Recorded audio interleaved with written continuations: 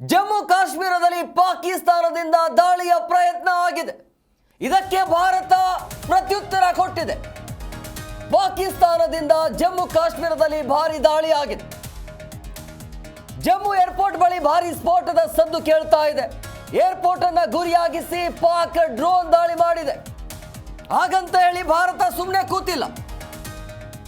ವಿದ್ಯುತ್ ಸಂಪರ್ಕವನ್ನ ಕಡಿತಗೊಳಿಸಿ ದಿಟ್ಟ ಉತ್ತರವನ್ನ ಭಾರತೀಯ ಸೇನೆ ಕೊಟ್ಟಿದೆ. ಸ್ಫೋಟದ ಸದ್ದಿನ ಬೆನ್ನಲ್ಲೇ ಸೈರನ್ ಕೂಡ ಮೊಳಗತ್ತೆ. ಜಮ್ಮುವಿನ ಹಲವು ಕಡೆ ಸ್ಫೋಟದ ಶಬ್ದ ಆಗಿದೆ. ಜಮ್ಮು ಕಾಶ್ಮೀರದಲ್ಲಿ ಪಾಕಿಸ್ತಾನದ ಕಡೆಯಿಂದ ಡ್ರೋನ್ ಅಟ್ಯಾಕ್ ಆಗತ್ತೆ. ಇದಕ್ಕೆ ಸರಿಯಾದ ರೀತಿಯಲ್ಲಿ ಭಾರತ ಕೂಡ ಪ್ರತ್ಯುತ್ತರ ಕೊಟ್ಟಿರುವಂಥದ್ದು. S-400 ಇದನ್ನ ಅಂದ್ರೆ ಪಾಕಿಸ್ತಾನದ ಡ್ರೋನ್ ದಾಳಿಯನ್ನು ಇರುತ್ತಲ್ಲ ಅದನ್ನ ಹೊಡೆದು ಹಾಕಿದೆ.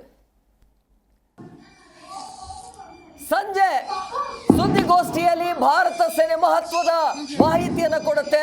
ಅವರು ಶುರು ಮಾಡಿದ್ದಾರೆ, ಆರಂಭವನ್ನು ನಾವು ಮಾಡ್ತೀವಿ ಅಂತೇಳಿ. ಅದೇ ರೀತಿಯಾಗಿ ಇವತ್ತು ಇಡೀ ರಾತ್ರಿ ಪಾಕಿಸ್ತಾನಕ್ಕೆ ಸರಿಯಾದ ರೀತಿಯಲ್ಲಿ ಪಾಠವನ್ನು ಕಲಿಸಲಾಗುತ್ತೆ. ಅದರಲ್ಲಿ ಎರಡು ಮಾತೇ ಇಲ್ಲ. ಈ ನೀಚರಿಗೆ ಯಾವ ರೀತಿಯಾಗಿ ಪಾಠ ಕಲಿಸಿದ್ರು ಕೂಡ ಕಡಿಮೆ. ಒಳ್ಳೆ ಅವಕಾಶ ಇಡೀ ರಾತ್ರಿ ದೀಪಾವಳಿ ಆಚರಣೆ ಮಾಡೋದಕ್ಕೆ ಭಾರತಕ್ಕೆ. ಪಾಕಿಸ್ತಾನದಲ್ಲಿ ದೊಡ್ಡ ಮಟ್ಟದಲ್ಲಿ ಸೈರನ್ ಸೌಂಡ್ ಆಗ್ತಾ ಇದೆ. ಏರ್ಪೋರ್ಟ್ ಅನ್ನ ಗುರಿಯಾಗಿಸಿ ಪಾಕಿಸ್ತಾನದ ಕಡೆಯಿಂದ ಡ್ರೋನ್ ದಾಳಿ ಆಗತ್ತೆ. ಆದ್ರೆ ನಮ್ಮಲ್ಲಿ ಇರುವಂತಹ ಅತ್ಯಾಧುನಿಕ ಅಸ್ತ್ರ ಇದೆಯಲ್ಲ, ಕ್ಷಿಪಣಿ ಇದೆಯಲ್ಲ, S-400 ಅದನ್ನ ಅಂದ್ರೆ ಪಾಕಿಸ್ತಾನದ ದಾಳಿಯನ್ನ ಪ್ರಯತ್ನವನ್ನು ವಿಫಲಗೊಳಿಸಿದೆ. ಇದರ ಪವರ್ ಪಾಕಿಸ್ತಾನಕ್ಕೆ ಗೊತ್ತಿಲ್ಲ ಅಂತ ಅನ್ಸುತ್ತೆ. S-400 600 ಕಿಲೋಮೀಟರ್ ದೂರದಲ್ಲಿ ಇದ್ರೂ ಕೂಡ ಅದನ್ನ ಹೊಡೆದು ಹಾಕುವಂತ ತಾಕತ್ತು ಈ ಒಂದು ಕ್ಷಿಪಣಿಗಿದೆ. ಹಂಗಾಗಿ ಟಚ್ ಮಾಡಕ್ಕೂ ಕೂಡ ಪಾಕಿಸ್ತಾನಕ್ಕೆ ಆಗೋದಿಲ್ಲ. ಆದ್ರೆ ಅವರ ಭಂಡ ಧೈರ್ಯ ಇದೆಯಲ್ಲ, ಇದಕ್ಕೆ ಯಾವ ರೀತಿಯಾಗಿ ಉತ್ತರ ಕೊಡಬೇಕು ಅಂತ.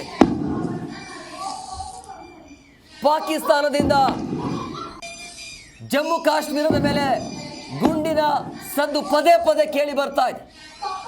ನಿನ್ನೆ ಮಧ್ಯರಾತ್ರಿ 1 ಗಂಟೆ ಸುಮಾರಿಗೆ ಪಾಕಿಸ್ತಾನ ಕೂಡ ದಾಳಿ ಮಾಡುತ್ತೆ, ಅದನ್ನು ಕೂಡ ಹೊಡೆದು ಹಾಕುತ್ತೆ. ಈಗ ಮತ್ತೆ ಪಾಕಿಸ್ತಾನದ ಕಡೆಯಿಂದ ದಾಳಿ ಆಗಿದೆ. ದೀಪಾವಳಿಯನ್ನು ಆಚರಣೆ ಮಾಡೋದಕ್ಕೆ ಅವಕಾಶವನ್ನು ಮಾಡಿಕೊಟ್ಟಿದೆ ಪಾಕಿಸ್ತಾನ. ಕಜಾಯ ಅಂತೂ ಸಖತ್ತಾಗಿ ಸಿಗುತ್ತೆ, ಅದರಲ್ಲಿ ಎರಡು ಮಾತೇ ಇಲ್ಲ. ಇಡೀ ರಾತ್ರಿ ದಾಳಿ ಮಾಡೋದಕ್ಕೆ, ಪಾಕಿಸ್ತಾನವನ್ನ ಉಡಿಸ್ ಮಾಡೋದಕ್ಕೆ ಒಂದು ಒಳ್ಳೆಯ ಅವಕಾಶ ಇದೆ. ಈ ನೀಚರಿಗೆ ಸುಮ್ಮನೆ ಇದ್ರೆ ಆಗೋದಿಲ್ಲ. ನಮ್ಮ ಭಾರತೀಯ ಸೇನೆ ಮಹತ್ವದ ಸುದ್ದಿಗೋಷ್ಠಿಯನ್ನು ಮಾಡಿ ಅವರು ಮಾಡಿದ್ರೆ ನಾವು ಮಾಡ್ತೀವಿ ಅಂತೇಳಿ ಅಲ್ಲ, ಅವ್ರು ಶುರು ಮಾಡಿದರೆ ಕಂಟಿನ್ಯೂ ಮಾಡಿ. ಈಗ ಇಡೀ ರಾತ್ರಿ ಮಾಡಿ. ಪಾಕಿಸ್ತಾನದ ಸಂಸತ್ತಲ್ಲಿ ಒಬ್ಬ ಸಂಸದ ಅಳ್ತಾನೆ ನಮ್ಮನ್ನ ಕಾಪಾಡಿ ಅಂತೇಳಿ. ಆದ್ರೆ ಈ ಬೋಳಿ ನನ್ನ ಮಕ್ಕಳು ಮಾಡ್ತಾ ಇರೋದೇನು? ಪಾಕಿಸ್ತಾನದಿಂದ ಜಮ್ಮು ಕಾಶ್ಮೀರದ ಮೇಲೆ ದಾಳಿ ಆಗತ್ತೆ, ಆದರೆ ಅದು ವಿಫಲ ಆಗಿದೆ. ಪಾಕಿಸ್ತಾನದ ಮುಗೀತು, ಅವ್ರ ಕತೆ ಮುಗೀತು ಅಂದ್ರೆ ಮುಗೀತು. ಅವ್ರು ಏನೇ ಪ್ರಯತ್ನ ಮಾಡಿದ್ರು ಕೂಡ ಏನು ಆಗೋದಿಲ್ಲ. ಜಮ್ಮು ಕಾಶ್ಮೀರವನ್ನ ಪ್ರಮುಖವಾಗಿ ಇವರು ಟಾರ್ಗೆಟ್ ಮಾಡಿದ್ದಾರೆ. ವಿದ್ಯುತ್ ಸಂಪರ್ಕವನ್ನ ಕಡಿತಗೊಳಿಸಿ ಭಾರತ ಕೊಟ್ಟಿರುವಂತಹ ದಿಟ್ಟ ಉತ್ತರ ಇದು. 8 ಕ್ಷಿಪಣಿಗಳನ್ನ ಅವರು ಕಳಿಸಿರ್ತಾರೆ. ಅಂದ್ರೆ 8 ಕ್ಷಿಪಣಿಗಳಿಂದ ಒಮ್ಮೆ ದಾಳಿ ಆಗತ್ತೆ. ಅದನ್ನ ಹೊಡೆದು ಹಾಕಿರುವಂಥದ್ದು ಭಾರತದ ಕ್ಷಿಪಣಿ S-400.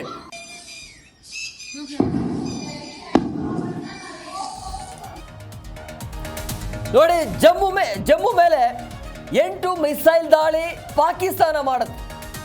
8 ಮಿಸೈಲ್ ಅನ್ನ ಹೊಡೆದು ಹಾಕಿರುವಂಥದ್ದು S-400. ಜಮ್ಮುವಿನಲ್ಲಿ ಬ್ಲಾಕ್ಔಟ್ ಆಗಿದೆ, ಅಂದ್ರೆ ಕರೆಂಟನ್ನು ಕಟ್ ಮಾಡಿ ಸೈರನ್ ಮೊಳಗಿಸಲಾಗತ್ತೆ. S-400 ಆಕ್ಟಿವ್ ಆಗಿರುವಂಥದ್ದು. ನೋಡಿ, ಇದರ ವಿಶೇಷತೆ ಭಾರಿ ಇದೆ. S-400 ಇದೆಯಲ್ಲ, ಈ ಜಾಗದಿಂದ 600 ಕಿಲೋಮೀಟರ್ ಅಲ್ಲಿ ಏನೇ ಆದರೂ ಕೂಡ ತನ್ನ ಸರೌಂಡ್ಗೆ ಬಂತು ಅಂತ ಹೇಳಿದ್ರನ್ನು ಕ್ಯಾಚ್ ಮಾಡುತ್ತೆ. ನೋಡಿ, ದೃಶ್ಯಾವಳಿಯಲ್ಲಿ ಕೂಡ ಗಮನಿಸ್ತಾ ಇದ್ರಿ. ನೋಡಿ ಆ ಸೌಂಡ್ ಯಾವ ರೀತಿ ಆಗಿದೆ ಅಂತೇಳಿ. ಜೋರಾಗಿ ಏನು ಸೌಂಡ್ ಬರ್ತಾ ಇದೆಯಲ್ಲ ಅದು ग्राउंड पे बैठ जाओ, ग्राउंड पे। ನೋಡಿ, ಒಟ್ಟು 4-5 ಆಯ್ತು. ಅಂದ್ರೆ ಆ ಕಡೆಯಿಂದ ಬರ್ತಾ ಇರೋದು 6ನೇದು. ಇದು ಒಂದು. ಅಂದ್ರೆ ಒಮ್ಮೆಲೆ 8 ಮಿಸೈಲ್ ಅವ್ರ ಕಡೆಯಿಂದ ಬರುತ್ತೆ, ಕ್ಷಿಪಣಿಗಳು ಅವರದ್ದು, ಅಂದ್ರೆ ಪಾಕಿಸ್ತಾನದ್ದು. ಅದನ್ನ ಗುರಿಯಾಗಿಸಿ S-400 ಭಾರತದ ಹೆಮ್ಮೆಯ ಮಿಸೈಲ್, ಅಂದ್ರೆ ಕ್ಷಿಪಣಿ ಇರುವಂತ ಭಾರತದ್ದು, ಅದನ್ನ ಒಮ್ಮೆಲೆ ಅಟ್ಯಾಕ್ ಮಾಡುತ್ತೆ. 8 ಒಂದೇ S-400 ಒಂದೇ ಒಮ್ಮೆಲೆ ಉಡಿಸಿ ಮಾಡಿರುವಂಥದ್ದು. ಪಾಕಿಸ್ತಾನದಿಂದ ಜಮ್ಮು ಕಾಶ್ಮೀರದಲ್ಲಿ ಭಾರಿ ದಾಳಿ ಆಗ್ತಾ ಇದೆ. ಸಹಜವಾಗಿ ನಾಗರಿಕರು ಈಗ ಭಯಭೀತರಾಗಿದ್ದಾರೆ. ನಾವು ಹೇಳಬಲ್ಲೆ, ಯಾಕೆ ಅಂತ ಹೇಳಿದ್ರೆ ಏನು ಆಗೋದಿಲ್ಲ, ಅವ್ರ ಕಡೆಯಿಂದ ಏನು ಸಾಧ್ಯ ಆಗೋದಿಲ್ಲ, ಧೈರ್ಯದಿಂದ ಇರಬೇಕಾಗತ್ತೆ. ಆದ್ರೆ ಈ ರೀತಿ ಆದಾಗ 1971 ಆ ಟೈಮಲ್ಲಿ ಈ ರೀತಿ ಆಗಿತ್ತು. ಬರೋಬ್ಬರಿ 54 ವರ್ಷಗಳ ನಂತರ ಈ ರೀತಿಯ ದಾಳಿ ಆಗ್ತಾ ಇದೆ. ಜಮ್ಮು ಕಾಶ್ಮೀರದ ಏರ್ಪೋರ್ಟ್ ಅನ್ನ ಗುರಿಯಾಗಿಸಿ ಮಾಡಿರುವಂತ ದಾಳಿ. ಜಮ್ಮು ಏರ್ಪೋರ್ಟ್ ಅನ್ನ ಗುರಿಯಾಗಿಸಿ 8 ಕ್ಷಿಪಣಿ ದಾಳಿ ಆಗತ್ತೆ. ಫೇಲ್ ಆಗಿದೆ ಅವರದು. 8 ಕ್ಷಿಪಣಿಗಳನ್ನ ಹೊಡೆದು ಹಾಕಿದ್ದು ಭಾರತದ S-400. ಪಠಾಣ್ಕೋಟ್ ಏರ್ಬೇಸ್ ಮೇಲೂ ಕೂಡ ದಾಳಿಯ ಪ್ರಯತ್ನ ಆಗತ್ತೆ. ರಾಜಸ್ಥಾನದ ಗಡಿ ಜಿಲ್ಲೆಗಳಲ್ಲಿ ಸೇನಾ ಭದ್ರತೆ ಕೂಡ ಹೆಚ್ಚಳ ಮಾಡಲಾಗ್ತಾ ಇದೆ. ಪಠಾಣ್ಕೋಟ್ ಏರ್ಬೇಸ್ ಮೇಲೂ ಕೂಡ ದಾಳಿಯ ಪ್ರಯತ್ನ ಆಗತ್ತೆ. ಇಂತಹ ನೀಚರಿಗೆ ಊಟ ಇಲ್ಲ ಮಕ್ಕಳಿಗೆ ತಿನ್ನಕ್ಕೆ ಮಾಡುವಂತ ಕೆಲಸ ನೋಡಿ. ಸಂಸತ್ತಲ್ಲಿ ಕೂತ್ಕೊಂಡು ಅಳೋದು, ಇಲ್ಲಿ ದಾಳಿ ಮಾಡೋದು, ಇದಕ್ಕೆಲ್ಲ ಕರೆಗೆ ಹೋಗ್ಬೇಕಾ? ಚಾನ್ಸೇ ಇಲ್ಲ. ಮುಗೀತು ಹಬ್ಬ. ಇವತ್ತು ದೀಪಾವಳಿಯನ್ನು ಆಚರಣೆ ಮಾಡೋದಕ್ಕೆ ಒಂದು ಒಳ್ಳೆಯ ಅವಕಾಶ ಇದೆ. ದೀಪಾವಳಿಯ ಪಟಾಕಿಯನ್ನ ಭಾರತದ ಸೇನೆ ಆರಿಸಬೇಕಾಗತ್ತೆ. ಯಾವನಿಗೂ ನೋಡಬಾರದು ಅಲ್ಲಿ. ಈ ಕ್ಷಣದಲ್ಲಿ ಅಥವಾ ಇಂತಹ ಸಂದರ್ಭದಲ್ಲಿ ಯಾರು ಕೂಡ ಅಡ್ಡ ಬರೋದಿಲ್ಲ. ಯಾರ ಬಗ್ಗೆಯೂ ಕೂಡ ಭಾರತೀಯ ಸೇನೆ ಯೋಚನೆ ಮಾಡೋದು ಅವಶ್ಯಕತೆ ಇಲ್ಲ. ಒಂದು ಒಳ್ಳೆಯ ಅವಕಾಶ ಇದೆ, ಒಂದು ದಿಟ್ಟ ಉತ್ತರವನ್ನ ಕೊಡೋದಕ್ಕೆ, ಪವರ್ ಏನು ಅಂತ ಹೇಳೋದಕ್ಕೆ. ಇಸ್ಲಾಮಾಬಾದನ್ನ ಟಾರ್ಗೆಟ್ ಮಾಡಿ ದಯವಿಟ್ಟು ಇಸ್ಲಾಮಾಬಾದನ್ನ ಹೊಡೆದಾಕಿ. ಏನೇ ಮಾಡಿದ್ರು ಕೂಡ ಭಾರತದ ವಿರುದ್ಧ ಗೆಲ್ಲೋದಕ್ಕೆ ಆಗಲ್ಲ ಅಂತ ಗೊತ್ತಿದ್ರೂ ಕೂಡ ಇಂಥ ಮೂರ್ಖರಿಗೆ ಸರಿಯಾದ ರೀತಿಯಲ್ಲಿ ಪಾಠವನ್ನು ಕಲಿಸಬೇಕು. ಜಮ್ಮು ಕಾಶ್ಮೀರದಲ್ಲಿ ಪದೇ ಪದೇ ದಾಳಿ ಆಗ್ತಾ ಇದೆ, ವಾಯುದಾಳಿ ಮುಂದುವರಿತಾ ಇದೆ.